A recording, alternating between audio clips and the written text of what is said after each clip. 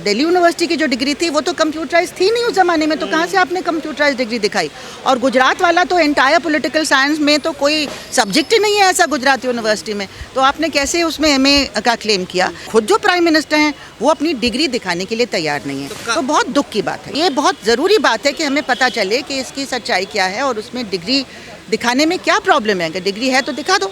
उसी ज़माने में मैं भी स्टूडेंट थी, मैं 1979 में मैंने ग्रेजुएट किया, ये 78 की बात है। उस ज़माने में कोई कंप्यूटराइज डिग्री नहीं होती थी और जो सबूत दिया गया था प्रेस कॉन्फ्रेंस में, जहाँ तक मुझे याद है, वो कंप्यूटराइज डिग्री था। तो और कंप्यूटराइज मार्कशीट थी, सब हाथ से लिखा जाता था उस ज़माने में। कोई भी इलेक्टेड रिप्रेजेंटेटिव हमारे देश में है तो कानून के हिसाब से उसे अपने एफिडेविट में अपने एजुकेशनल क्वालिफिकेशंस डिक्लेयर करने पड़ते हैं, और अगर उसमें अगर कोई चीज़ गलत पाई जाती है तो उसके खिलाफ कार्रवाई भी हो सकती है कि आपने झूठ बोला। ऐसे इशू पे एक बार एक आम आदमी पार्टी के एमएलए के खिलाफ भी एक पूरा एक्शन लिया गया था। मुझे याद है कि उसकी कोई क्लेम वहाँ पे गलत था, उसकी डिग्री फर्जी थी, और डिग्री फर्जी होना अलग चीज़ है, लेकिन आपने क्लेम क्यों किया कि मेरी डिग्री है। तो कहीं भी हमारे मिनिमम क्वालिफिकेशंस में कोई एजुकेशनल क्वालिफिकेशंस इलेक्टेड रिप्रेजेंटेटिव्स के लिए नहीं है और होने भी नहीं चाहिए। क्यों हमारे देश में हम लोग सबको पढ़ाई लिखाई हम शिक्षा दे नहीं सकते हैं जब, तो हम उसको मिनिमम क्वालिफिकेशन मांगने के हमें कोई हक नहीं है। बहुत अच्छे अच्छे लीडर्स हो सकते हैं जो उस तरह से पढ़े लिखे नहीं हैं, लेकिन जब आपने एफिडेविट में लिख दिया कि आप ग्रेजुएट हैं और पोस्ट ग्रेजुएट हैं, जो भी लिखा आपने वहाँ पे, तो आपको उस पर खरा उतरना पड़ेगा। और आप ये नहीं कह सकते कि मैं डिग्री अपनी दिखाऊंगा नहीं, क्योंकि अगर कोई सवाल उठता है तो आपको ट्रांसपेरेंटली अपनी डिग्री प्रोड्यूस करनी चाहिए फॉर स्क्रूटिनी कि ये सही है कि नहीं। क्योंकि अगर कानून है ये, तो वो कानून सबके लिए बराबर है। अगर वो आम आदमी पार्टी के एमएलए के खिलाफ एक्शन हुआ तो फिर यहाँ पे भी कोई ये प्ली नहीं ले सकता है कि ये प्राइवेट मामला है। जब आप प्राइम मिनिस्टर हैं, आप इलेक्टेड रिप्रेजेंटेटिव हैं, तो ये वाला मामला प्राइवेट डोमेन में नहीं आता है। अगर आता तो एफिडेविट में ये सवाल पूछा ही नहीं जाता कि आपकी एजुकेशनल क्वालिफिकेशंस क्या हैं।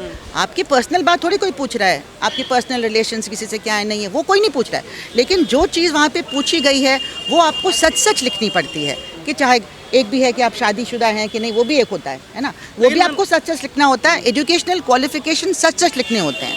तो इसलिए ये डिग्री दिखा, और ये बहुत अनफॉर्चुनेट जजमेंट है हाई कोर्ट का, जिसमें उन्होंने कह दिया कि प्राइवेट मामला है। ये तो किसी को भी कन्विंस नहीं करता ये प्राइवेट मामला कैसे हो गया। और दूसरी चीज़ ये है कि कुछ साल पहले मुझे याद है एक प्रेस कॉन्फ्रेंस की गई थी, क्योंकि ये मामला बहुत सालों से पूछा जा रहा है। तो शायद अमित शाह जी थे या कौन थे, इन्हीं के कोई अमित शाह जी थे, कि उन्होंने एक डिग्री दिखाई थी। उस डिग्री की फ़ोटो हर जगह छपी थी, और वो डिग्री 1978 या कोई था। हाँ, गुजरात की तो बाद में आते हैं। दिल्ली यूनिवर्सिटी का मैं जानती हूँ, मैं दिल्ली यूनिवर्सिटी की पढ़ी हूँ। उसी ज़माने में मैं भी स्टूडेंट थी, मैं 1979 में मैंने ग्रेजुएट किया, ये 78 की बात है। उस ज़माने में कोई कंप्यूटराइज डिग्री नहीं होती थी, और जो सबूत दिया गया था प्रेस कॉन्फ्रेंस में, जहाँ तक मुझे याद है, वो कंप्यूटराइज डिग्री था। तो और कंप्यूटराइज मार्कशीट थी, सब हाथ से लिखा जाता था उस ज़माने में। तो ये अपने आप में एक बहुत सीरियस मामला है कि आप क्या मिस्टेक्स बताई गई थी ना, मिस्टेक्स वो सब ग्रामेटिकली भी था, लेकिन वो दिल्ली यूनिवर्सिटी की जो डिग्री थी वो तो कंप्यूटराइज थी नहीं उस ज़माने में, तो कहाँ से आपने कंप्यूटराइज डिग्री दिखाई। और गुजरात वाला तो एंटायर पॉलिटिकल साइंस में तो कोई सब्जेक्ट ही नहीं है ऐसा गुजरात यूनिवर्सिटी में, तो आपने कैसे उसमें एमए का क्लेम किया। तो इन चीज़ों से बहुत मतलब दुख होता है। एक अनफॉर्चुनेट बात है कि हमारे प्राइम मिनिस्टर जो हमारे देश के लीडर हैं, तो उनके बारे में जब इस तरह के सवाल चल रहे हैं तो उनको क्लियर कर देना चाहिए। एक छोटे से गरीब आदमी से तो आप तरह तरह के डॉक्यूमेंट्स मांग रहे हैं, 11 में से आप इतने दिखा दो, है ना। जिसके पास कुछ नहीं है उसका आप आधार कार्ड नहीं मानने को तैयार थे, उसका अब तो सुप्रीम कोर्ट ने थोड़ी रिलीफ दी है, लेकिन पहले तो आप मानने को तैयार नहीं, उसका लेबर कार्ड मानने को तैयार नहीं। मतलब हम नहीं मानेंगे जो आपके पास है। आप वो 10वीं का सर्टिफिकेट लाओ जो आपको बर्थ बताता है, बर्थ सर्टिफिकेट उसमें। तो इस तरह की चीज़ जो है कि आप और लोगों से क्या क्या मांग रहे हैं, गरीबों से जिनके बाढ़ में सब कुछ उड़ गया, जिनके पास खाने को भी नहीं है, और खुद जो प्राइम मिनिस्टर हैं वो अपनी डिग्री दिखाने के लिए तैयार नहीं है। तो बहुत दुख की बात है। मैम, कागज नहीं दिखाएंगे वो, तो इसके लिए कोई योग्यता थोड़ी ना है प्रधानमंत्री बनने के लिए, ये कहा जा रहा है ना। नहीं, अगर पढ़े लिखे नहीं है तो मुझे कोई इतराज़ नहीं है। बहुत अच्छे लीडर होते हैं जो पढ़े लिखे नहीं हैं, लेकिन और उन्होंने कई इंटरव्यूज़ में शायद कहा भी है कि मैं तो पढ़ा लिखा नहीं हूँ, उसको छोड़ दीजिए। लेकिन अगर आपने लिखा है कि आपको ये डिग्री आपने की है, तो वो ये ईमानदारी का सवाल है। ये सच और झूठ की बात है। ये पढ़े लिखे होने की या नहीं होने की बात नहीं है, सच और झूठ की बात है। आप एफिडेविट में झूठ नहीं बोल सकते, वो गुनाह है। That is an offence. तो इसलिए ये बहुत ज़रूरी है कि इस चीज़ का सबूत, अब आपने लिखा है कि आप ग्रेजुएट हैं या पोस्ट ग्रेजुएट हैं, तो उसका सबूत देने के लिए आपको तैयार होना चाहिए। सुप्रीम कोर्ट भी एक बचा हुआ है, क्या आप सुप्रीम कोर्ट भी लोग जाएंगे इसको लेकर के? मुझे मालूम नहीं, क्योंकि मैं इनको, जो लोग गए हैं उनको मैं नहीं जानती हूँ। हाँ। तो जाएंगे कि नहीं जाएंगे, जाना चाहिए, लेकिन अगर कोर्ट्स में इस तरह से कोर्ट का इस आ रहे तरीके हैं, का अगर कुछ हुआ है कि रोक लगाई है, तो उसको लोग विवाद का विषय तो बना रहे हैं ना कि ऐसे कैसे लगा हाँ, दी तो रोक? मुझे लगता है कि जिन्होंने अभी तक यहाँ तक फॉलो किया है इसको, तो वो जाएंगे ही जाएंगे। मुझे तो लगता है कि जाएंगे, लेकिन एक पब्लिक भी एक ओपिनियन होना चाहिए कि आपको क्या प्रॉब्लम है दिखाने में, इसमें क्या प्राइवेट चीज़ जो बाहर आ रही है। हम तो नहीं कोई आपके पर्सनल रिलेशंस के बारे में कुछ भी बात कर रहे हैं, है ना। क्या हम तो वजह ये हो सकती है एक आखिर? पब्लिक, आपका जो एक एफिडेविट में जो आपने लिखा है उसी का सबूत हमें चाहिए। एफिडेविट में जो लिखा है वो प्राइवेट थोड़ी हो सकता है। लेकिन मैम क्या वजह हो सकती है जिसके पीछे इतना सारा जो है इशू बना है डिग्री? वजह ये है कि हो सकता है कि डिग्री नहीं है तो कैसे दिखाएंगे, यही वजह हो सकती है ना, और क्या वजह हो सकती है। लेकिन ये जो आम जन का विषय आपने कहा कि प्राइवेट विषय बता करके किया गया है, तो सूचना का अधिकार भी कहीं ना कहीं अब इस पे दबाव बन गया है। सूचना का अधिकार भी कॉम्प्रोमाइज़ हो गया है। आरटीआई के ऊपर तो बहुत ज़्यादा अटैक हो रहा है। आरटीआई कानून इनको पसंद नहीं है, तो ये उसी दौर में जिसमें बहुत सारी चीज़ों पर अटैक हो रहा है, ये आरटीआई कानून के पब्लिक का राइट टू नो, है ना। तो हमें देखना है कि कोर्ट्स क्या हमारे कॉन्स्टिट्यूशनल राइट्स को अपहोल्ड करती हैं कि नहीं। आफ्टर ऑल इसी को कहते हुए इन्होंने जो इलेक्ट्रल बॉन्ड वाला जजमेंट आया था, फाइनली बहुत 4 साल बीत गए उसके बाद आया था, बहुत लेट आया, लेकिन उन्होंने यही कहा था कि पब्लिक का राइट टू नो, इसीलिए आपको बताना है ट्रांसपेरेंटली कि आपने किसको किसको इलेक्ट्रल बॉन्ड दिए, कितने कितने के।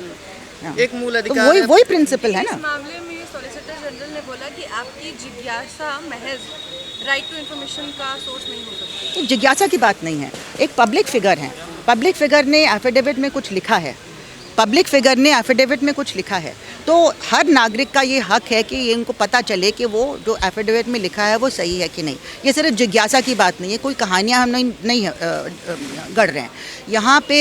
एक जो इन्फॉर्मेशन एफिडेविट में लिखी जाती है वो ऑब्वियसली ज़रूरी समझी जाती है, नहीं तो मांगी क्यों जाती है। या तो आप एफिडेविट के जो पॉइंट्स हैं वो प्रिंटेड होते हैं ना, कि ये बताओ ये बताओ ये बताओ, अपना मैरिटल स्टेटस बताओ, अपना एजुकेशनल क्वालिफिकेशन बताओ, क्यों मांगा जाता। अगर मैं अपने, जैसे मैं अगर टीचर हूँ, मुझे भी शुरू में जब अपना एप्लीकेशन देना था तो मुझे ये सारी बातें बतानी थी कि मेरे एजुकेशनल क्वालिफिकेशन क्या है, मेरा ये क्या है वो क्या है, और अगर बाद में वो गलत पाया जाएगा तो मेरी तो नौकरी तुरंत ख़त्म कर दी जाएगी। आप झूठ नहीं बोल सकते ना। तो ये बहुत ज़रूरी बात है कि हमें पता चले कि इसकी सच्चाई क्या है और उसमें डिग्री दिखाने में क्या प्रॉब्लम है। अगर डिग्री है तो दिखा दो। इससे एक कैंपेन भी चलाया जा सकता है, डिग्री दिखाओ कैंपेन। क्या आप लोग सोच रहे हैं इस विषय के बारे में? नहीं मैम, हमारे पास तो बहुत ज़्यादा और प्रॉब्लम चल रहे हैं, हमारी यूनिवर्सिटी बर्बाद हो रही है भाई, तो हम उसको बचाने में लगे हैं। हमारी वो सबके लिए इम्पोर्टेंट है, क्योंकि सारे लोगों को पढ़ना ही है ना। आपकी पढ़ाई ख़त्म हो जाएगी तो बच्चे फिर सवाल कैसे पूछेंगे? आप भी नहीं सवाल पूछ पाओगे अगर आप इतना पढ़े नहीं होते। जितना आपको एजुकेशन मिला है तभी तो आप जर्नलिस्ट बने। तो पूरा देश अफेक्ट होगा जब पढ़ाई खत्म हो जाएगी, तो हम लोग उसको बचाने में लगे हुए हैं। जर्नलिस्ट का हाल देखिए, अभिसार शर्मा पर राजद्रोह का केस हो बहुत गया है। बुरा हाल क्या है। लग रहा है प्रेस की स्वतंत्रता बाधित हो जाएगी? प्रेस की स्वतंत्रता ऑलरेडी हमारी शायद 131 या कुछ बहुत ही लो है दुनिया के इंडेक्स में, और ज़्यादा गिरती चली जा रही है। तो हम किस चीज़ में विश्व गुरु बन रहे हैं? हम लोगों के डेमोक्रेटिक राइट्स को ख़त्म करने में विश्व गुरु बन रहे हैं, ये प्रॉब्लम। मैम क्या लग रहा है अभिसार शर्मा पर क्यों एक्शन हुआ? क्योंकि वो कह रहे हैं कि सांप्रदायिक सवाल पे मतलब आरोप लगा रहे थे, सांप्रदायिक जो है राजनीति है। देखिए, आप उनका सांप्रदायिकता आप फैलाएं हर जगह खड़े होके छतों से कि मुसलमान ऐसे हैं, मौलाना ऐसे हैं, वो एम वर्ड ऐसा है, वो सांप्रदायिक नहीं है। लेकिन अगर आप कहें कि आप सांप्रदायिक बात मत करो तो वो सांप्रदायिक हो गया। ये तो ये कहते हैं ना, जैसे कि कास्ट को लेके अगर आप कास्टिस्ट बात करेंगे तब आपको कोई नहीं कहेगा कि आप कास्टिस्ट हैं। लेकिन अगर आप कहेंगे कि आपने कास्टिस्ट बात क्यों की तो आपसे कह दिया कि आप कास्टिज्म फैला रहे हैं। मतलब जो हम लोग जिस चीज़ के खिलाफ लड़ रहे हैं, जो मुद्दा बना रहे हैं कि आप ये सांप्रदायिकता मत फैलाइए, तो हम थोड़ी सांप्रदायिक है। सांप्रदायिक वो हैं जो फैला रहे हैं। और अभिसार शर्मा ने ऐसा कहीं भी कुछ नहीं कहा। ये इंडिपेंडेंट जर्नलिज्म के ऊपर अटैक है। राम राज्य का मजाक बनाया उन्होंने, ऐसा भी कहा जा रहा है। नहीं, मुझे नहीं लगता वो कभी ऐसा करेंगे। राम राज्य का मजाक क्या है? अगर वो लोग कहते हैं कि राम राज्य चल रहा है तो वो पॉइंट आउट करेंगे कि राम राज्य नहीं चल रहा है। राम राज्य में ऐसा नहीं होता था। राम राज्य में सारी जनता को बहुत इंपॉर्टेंस दी जाती थी, धोबी को भी इंपॉर्टेंस दी गई थी।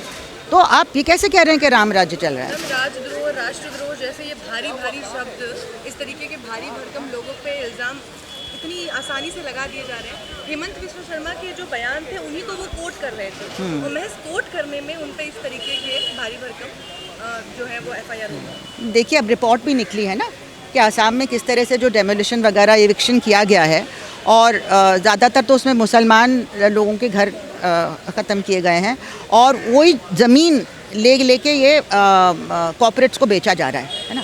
तो ये एक कम्युनल तो है ही। तो जो रिपोर्ट आई है, अब वो सबके ऊपर देशद्रोह लगाएंगे आप?